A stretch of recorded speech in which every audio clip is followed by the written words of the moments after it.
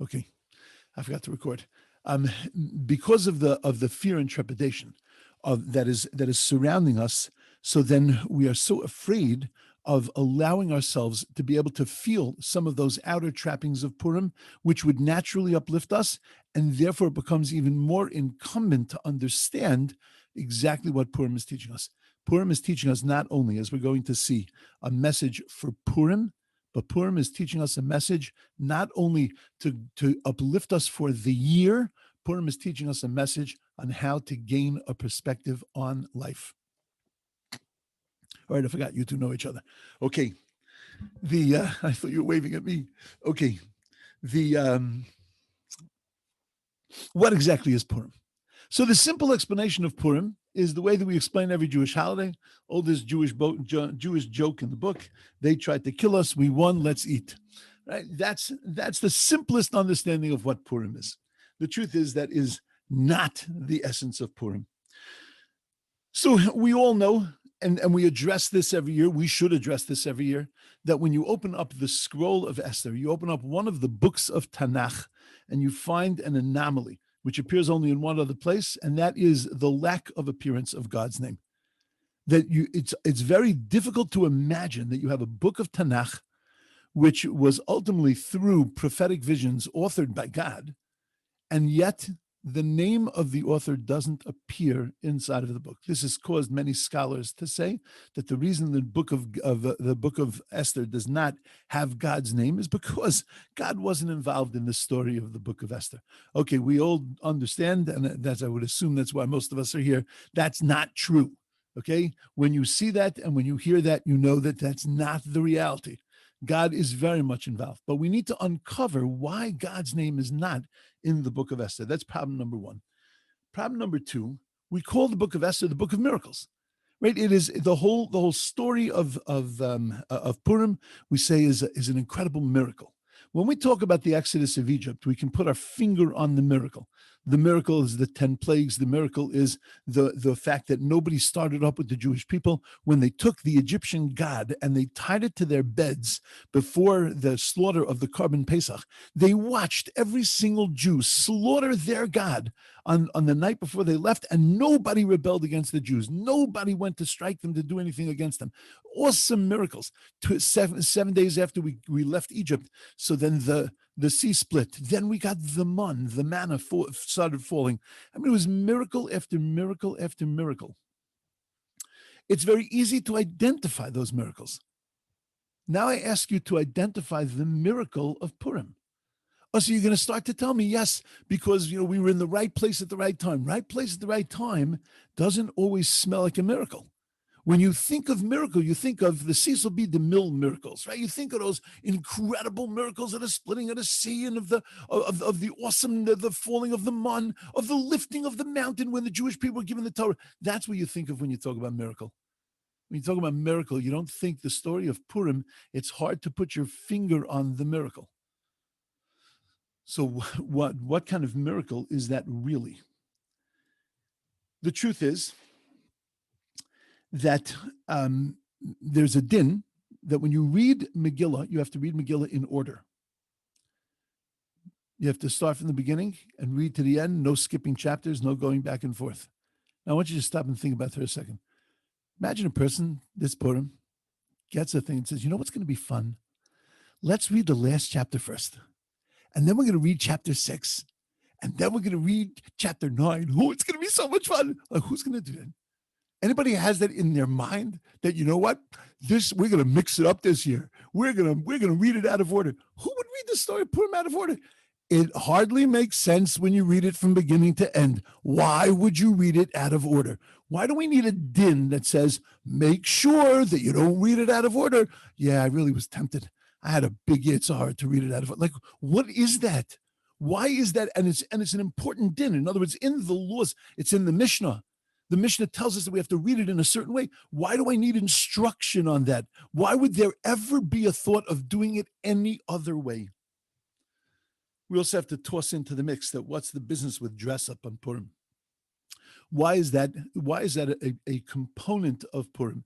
Whether people observe that component or not, but why is that a component of Purim? Also, we need to understand that of the observances of Purim, Shalach Manos, Mishloach Manos, and Matanos Avyonim, they appear in, there is a concept called Kimcha de Pischa, right? Giving money before Pesach specifically, so people have money to buy matzah, right? Because matzah, we know, is made out of gold dust chips, right? I mean, it has to be, because otherwise, how else could it be so expensive? But there's no mitzvah. There's no mitzvah. You can observe Pesach fine without doing Kimcha de Pischa. But when it comes to Purim, if you don't give Mishloach Manos and you don't give Matanos Lavyonim, you haven't observed the mitzvah of Purim. Why is that something that's so intrinsic, that's so basic to the observance of Purim? Okay.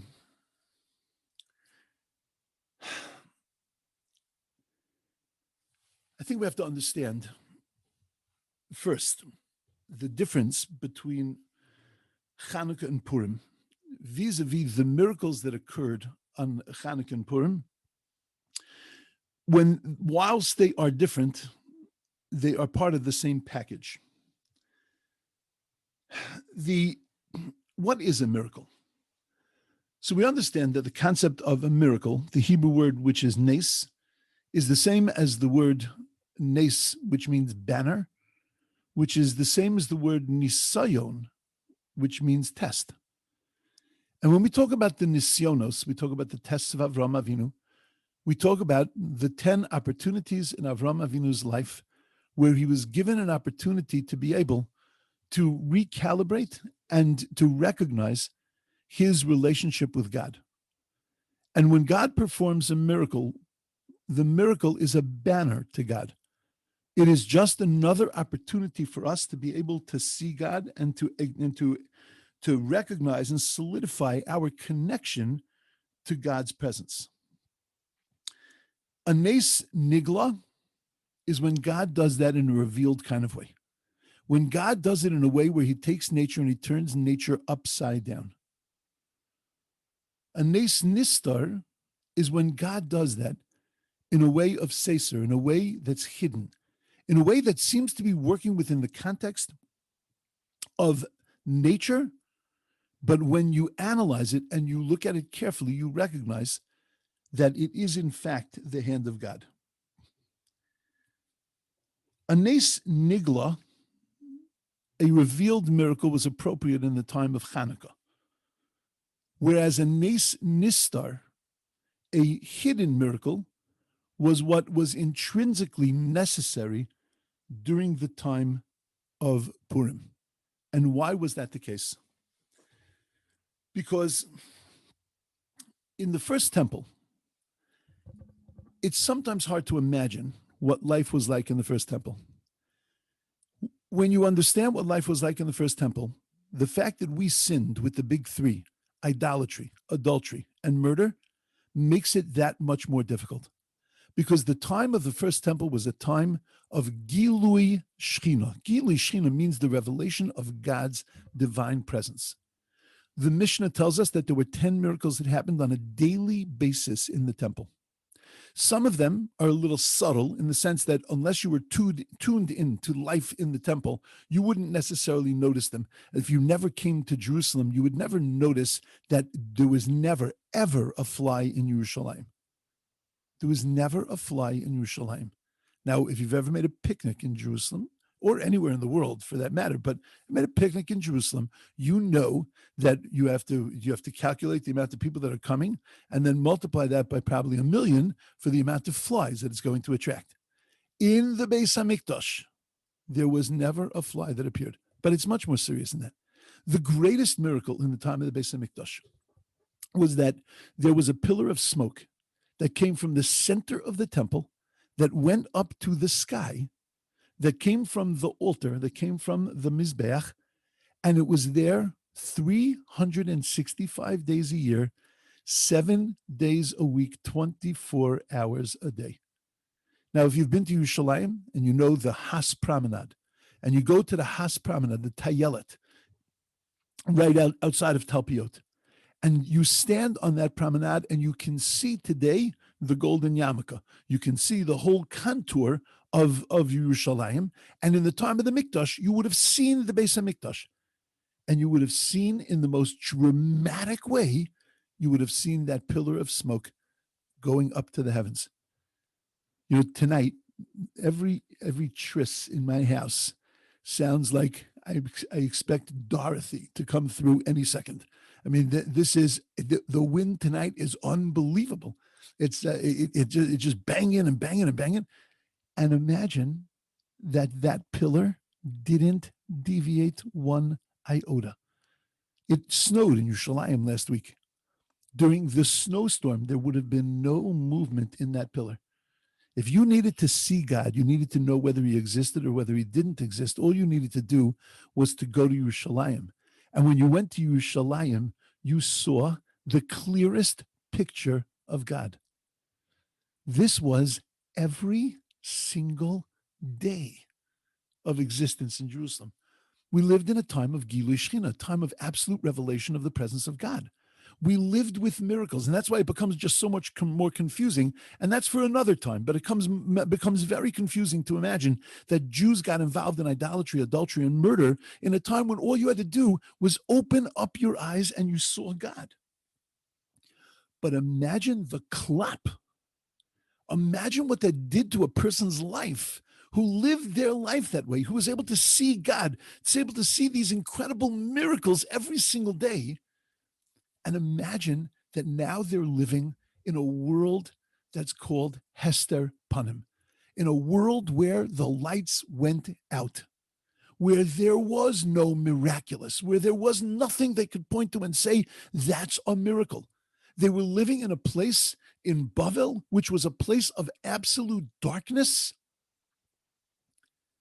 And now they had to relate to God. That's why God specifically needed to do a miracle now, to be able to show them the miraculous, meaning to be able to show them himself in a way that was now part of the world. It wasn't me'al, above teva, above nature, but it was working within nature, because that was the way that they were going to exist now for the next foreseeable future. Because we were entering into a period called Hester Panim, a concealed face, where God operates behind the veil, nonetheless operates, but operates behind the veil. Look at the name of the heroine of the book of Esther. Esther, of the story of Purim. Esther. Esther means lahastir. It means to conceal the face. God promises us in the Torah, I'm going to hide my face. But all I'm going to do is hide my face, not remove myself from the world. And we needed to be given that guarantee that we weren't losing God, we were just losing God's presence. And that, in fact, God is going to operate behind the veil. 165 years into that, God needed to renew his presence so that we would be able to remember that he was behind the veil. We knew that he was behind the veil from the time of the first temple. We had seen the Gilui Shechina, the revelation of God's presence.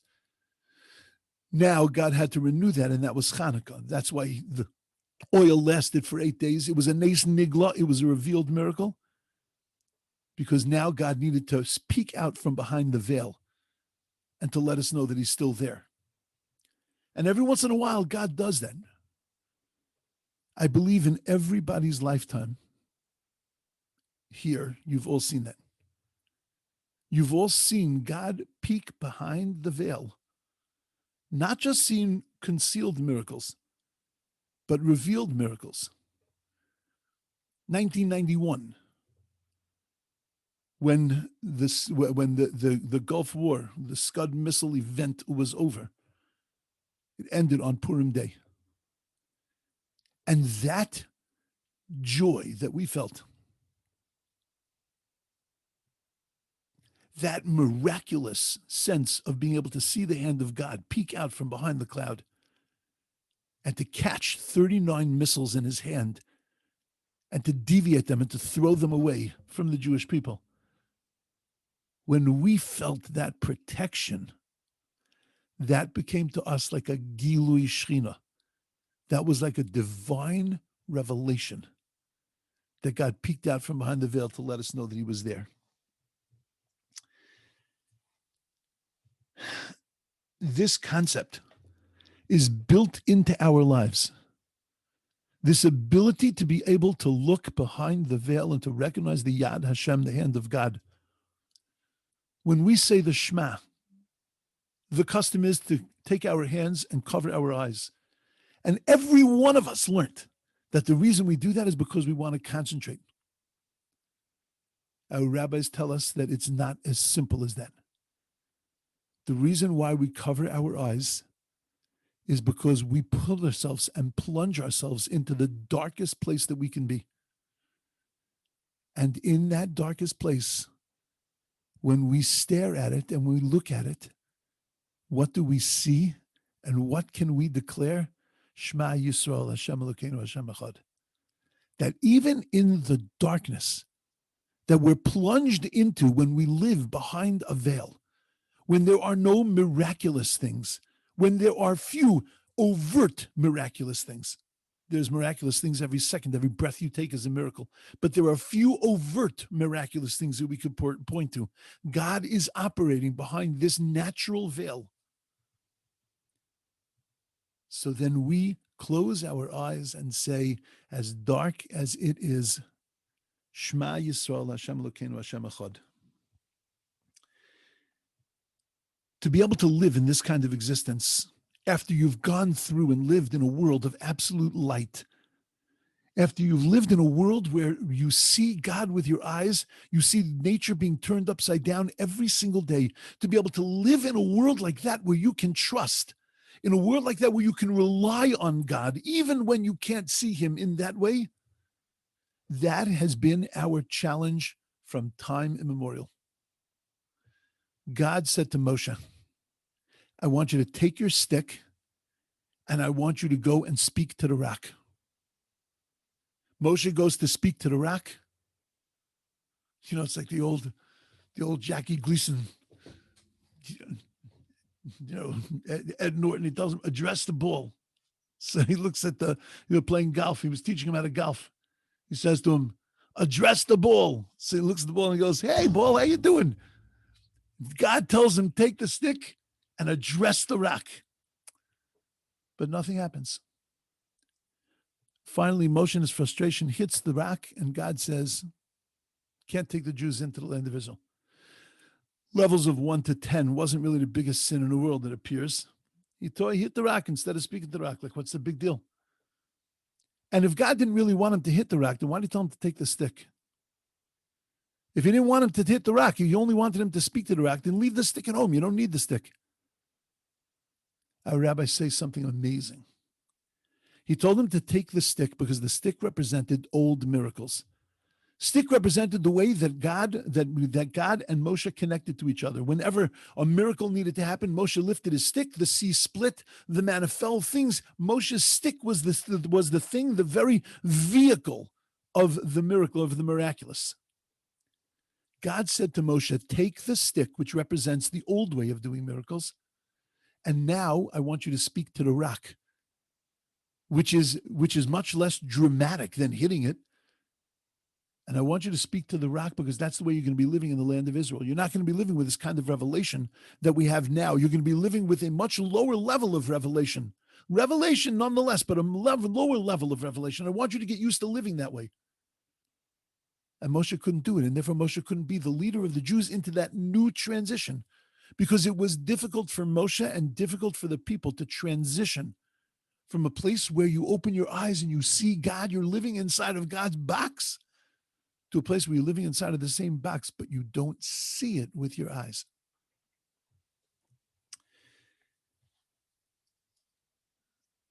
Let's hold on to that thought for a second. Who was Haman? Haman was from the tribe of Amalek, the nation of Amalek. Who was the nation of Amalek? The nation of Amalek was the nation that attacked the Jewish people when they were in the desert, the nation that attacked us from the back where the women and the children and the sick were traveling. The nation that, in a time when the Jews were like the jinxed people, like they were the untouchables. After they just went through this whole experience of the splitting of the sea, this experience of 10 miracles, God wiped out Egypt to save the Jews. I ain't touching the Jewish people. Nobody would go near us. Nobody would want to do anything to harm us because they were petrified of this thing called God. Look what God did to Egypt. What's he going to do to us? But they couldn't see that. They couldn't recognize that. To them, it meant nothing. Amalek attacks the Jewish people. The rabbis tell us that who is Amalek? Amalek in Gematria is 240, the same as the word suffix, which means doubt. What does it mean, doubt? Confusion. Amalek looks at a world and it sees the surface. It sees only what its eyes can see. It's moved by only what its eyes can understand. Amalek can't look at something and to recognize the sanctity, the holiness, the specialness. Amalek was like Lahavdil Don Rickles. If you remember the comedian Don Rickles, he had an ability to look inside of a person and to find whether it existed or didn't exist, but to ridicule and to knock down, to look at anything that could be potentially something that was so special and to be able to pop a hole in it and to be able to take out the specialness of every person, of every event. And that was the koyach of Amalek, the koyach of suffix. The Medrash says that they walked into the desert to where the Jews were camped. There was a pile of foreskins that were from the bris milah, were from the circumcision that the Jews had done, and they took the foreskins and they threw them up, klapi shmaya, up to the heavens. What kind of image is that? It's if you try to make a movie out of it, a little weird. Right? They come in, it's like, you see a pile of leaves and you go play in the pile of leaves. They see a pile of olives and they sit there and play with the pile. What are you talking about? What is that? Because what were they looking at? They saw not foreskins, ois bris kodesh. They didn't see the sign of the holy covenant with God. They saw meat that was cut off of a person. They saw the leftovers from a surgery. That's all they could see. Because that's the way Amalek looks at the world. When the Torah describes Amalek, Asher karcha baderech. Karcha means coincident. It happened to happen. It happened to happen. And that's what Amalek represented. Amalek represented the inability to be able to see behind the veil and to recognize that there is a creator, to recognize that there is a force, there is a power that's running this world. To them, it was all just nature. We know that when God created the world, he created nature, and nature was God's veil. Nature was the way that we would have a bechira, free choice, that we could look at the world and see a tree, or we could look at the world and see God. We could look at the world and see these amazing falls in Niagara, New York, or we can look at that and we can say, that is the hand of God. We can go to the Grand Canyon and we can look at that and say, boy, that's a nice mountain. Or we can look at it and we can say, that's the Yad Hashem. God put that veil on so that we can peek through and pierce through the confusion, because life is going to be confusing. And when did life become confusing? When we ate from the Eitz Hadas. The moment that man ate from that tree, now life became confusing, because life became a mixture of beauty and of difficulty. It became a mixture of that which is true and that which is false. And it became difficult for us to be able to discern what's true, to be able to look at the veneer and to pierce behind it. That became our life's challenge. And the manifestation of that challenge, the one who represented that challenge in the greatest way, that was Haman and that was Amalek. And we see in the Megillah that when Haman comes home from the incredible turn of events that were taking place, that he was walking Mordechai through the streets saying, this is what God does to the person that he loves. He comes home and he tells his family, Kol asher karahu, everything that happened. Not, I think God's doing this. Kol asher karahu. It was all a coincidence to him. It was all just, it happens. There was nothing special to it. He couldn't see behind it. So God tells us we have a choice. We could look at the story of Purim as just this story, an incredible turn of events, that the queen gets killed. They look for a new queen. They happen to take this Jewish lady. Mordechai positions himself very well because he's related in a very close way to this lady. He ends up being able to move things around in a way that he was able to save the Jews from the hatred of Haman and Achashverosh. And in the end, Haman and his children hang on the very tree that they wanted to hang Mordechai. Wow. Isn't it, what an exciting story. It's like a Robert Ludlum novel. Wow, that's amazing. Or we can look at it and we can say that in every single piece and part of this story lies the Yad Hashem. We can read this book like Amalek, or we can read this book like Mordechai. And therefore God says, choice is yours. His name doesn't appear in the book. So that you can read it and see an exciting story, or you can read it and see the Yad Hashem. And that's why there's a halacha that says, start from the beginning and read it until the end. You know, if you learn the Gemara and Megillah, the Gemara darshans, it expounds every pasuk, many of the psukim in Megillah. But there's a section before that in the Talmud which says that when this rabbi would approach the Megillah, he would open up with this psicha, he would open up with this introduction. It's like interesting that why there would need to be an introduction to the book of Esther.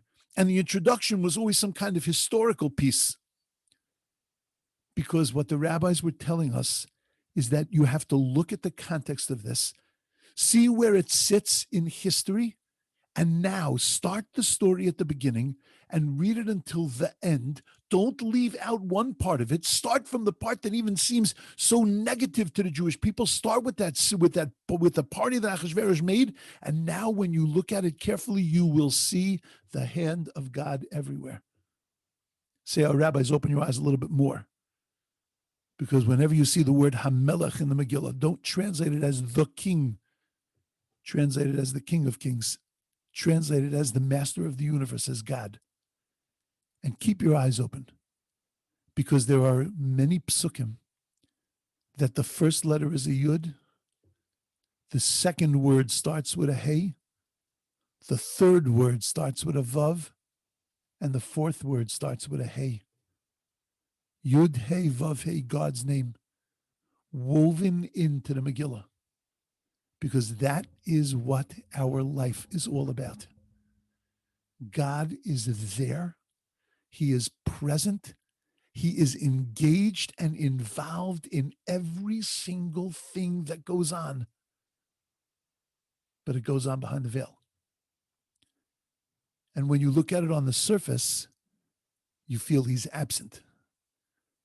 But when you look behind the surface, you see that he's very much there. That's why dress up is a part of Purim. Because our job is to pull away the masecha, is to pull away the michsa, to pull away the cover, and to be able to see behind the veil.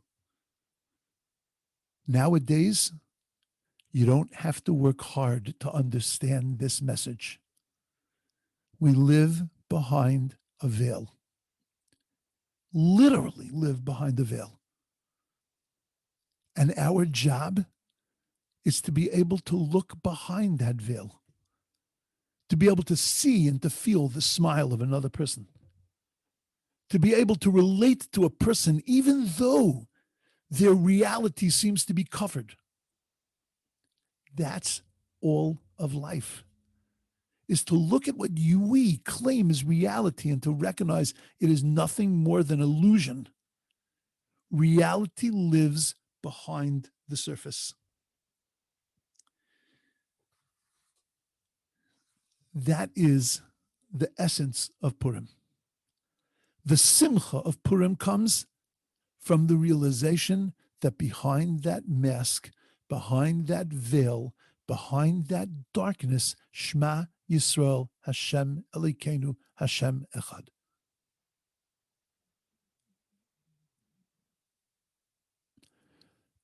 No matter how dark the world becomes, no matter how difficult life seems to be, we know that behind it all is the ultimate engineer.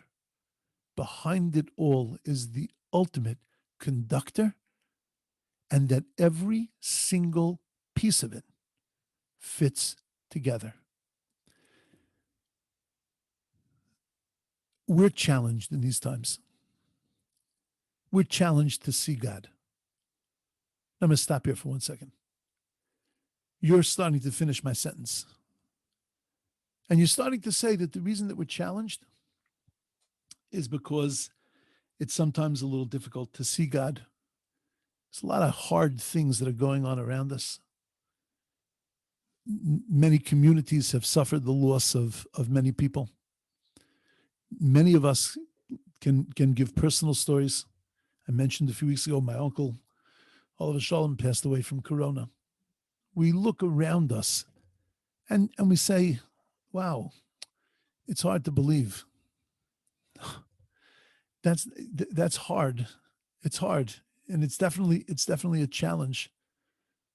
But we're living in challenging times because we're allowing ourselves to forget that behind that veil lives God. Do you want to know some of the words that we use to show that we forget that? You hear a person comes down with corona, you say, how did he catch it? Who gave it to him? Who do you think gave it to him? The same guy that gave him the beautiful house he lives in, and the same guy that gave him the beautiful car that he drives, and that blessed his life with so many things. Who do you think gave it to him? The Rabbi Shalom.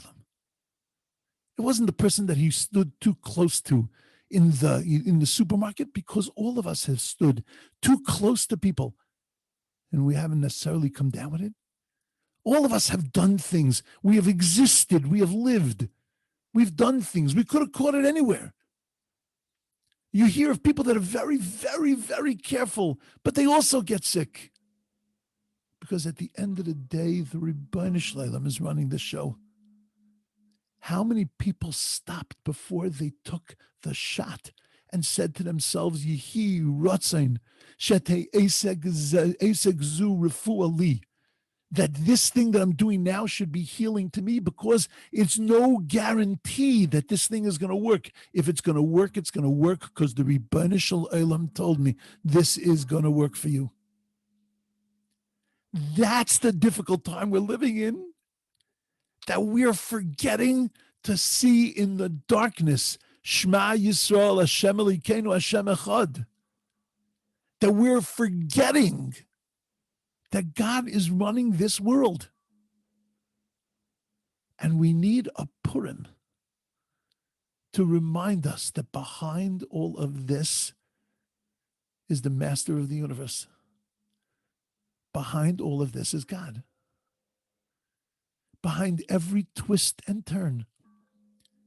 And when we talk about it and think about it in terms of Shushan, when we read that crazy story of Shushan from beginning to end, not going out of order for 1 second, we recognize that when you look at the life, you look at it in context, then you'll find and see in every twist and turn, you'll see the hand of God.